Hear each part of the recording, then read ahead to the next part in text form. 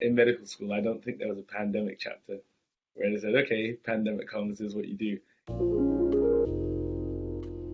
Hello, my name is Dr. Emeka Okorocha. I'm a 27-year-old doctor working in emergency medicine, mainly based in London. So at the moment, the atmosphere in the NHS hospitals is something that many of us haven't actually experienced before. It's weird because you have less patients coming in, obviously because everyone's at home self-isolating and people are trying to avoid hospitals if you can. But then the people we do have coming in are far more ill than what we're used to. Now we're in a situation where a lot of the people we're seeing, in fact, the majority of the people we see, we have to admit because they're actually quite ill. So we're seeing less in number, but the stakes are higher. I do think personally there is more pressure. I think there's more at stake, especially because we're seeing younger patients, and in some aspects, in some certain situations, we're actually treating our colleagues. That does bring the pressure on because it makes it a little bit more real. It makes it a little bit more hard hitting. It hits you a little bit harder when you see someone your age or someone you've worked with or someone you know come in and you're thinking, okay, I need to do whatever I can to save this person. But when you're overthinking things because emotions take over and you're a bit scared, you're a bit nervous, your anxiety comes up a little bit, that's when it gets a little bit tricky. And that's when you start to feel the pressure a little bit. You're like, okay, like what are the stakes if this doesn't go right? What are the stakes if we can't intubate this person? So as a doctor, especially on the front lines, you want to keep objective, you want to keep clinically sound, and you want to keep relaxed if you can. Because when you're anxious, when you're thinking subjectively, you're making mistakes and you might not be making the best decisions for that patient.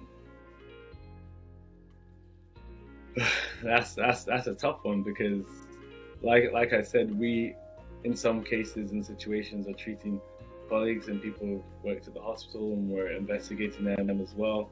And then it does bring that level of anxiety because you know in the back of your mind, if this happened to this nurse, it can happen to me. You do have that level of fear in the back of your mind of what if I fall sick? What if I spike a temperature? What if I'm coughing? Does that mean I can get to this level? I mean, the other night I had to treat and swab one of our ITU nurses who was actually on call at the time, but she came down sick during her shift. And you could just see she had a bit of fear in her eyes because she'd been treating another nurse who was working in our CDU, our clinical decision unit, who'd gotten unwell to the point where she had to be intubated and ventilated. So because of that, you could see how she herself was anxious and scared for her own safety.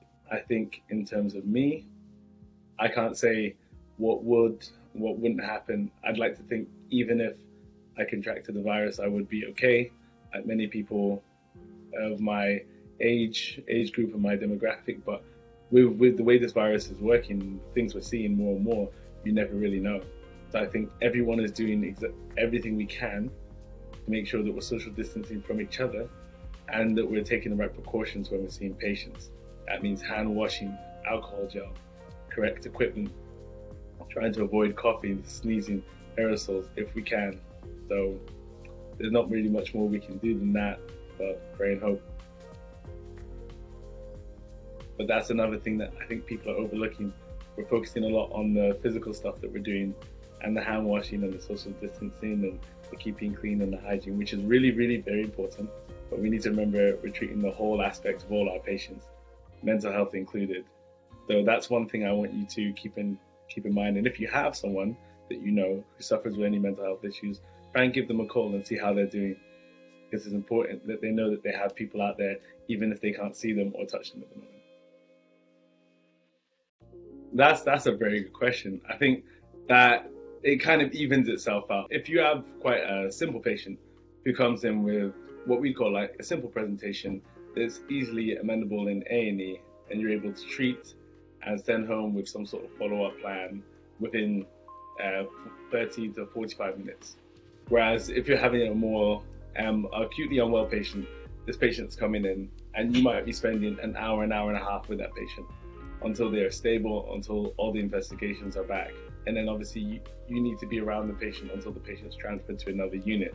So this can take even longer than seeing two patients. So you might be seeing less people, but it does in fact mean you're probably working exactly the same amount of time. it's not really about the 9 to 5 thing, clocking in, clocking out. It's more, do I feel happy leaving? Is everyone safe?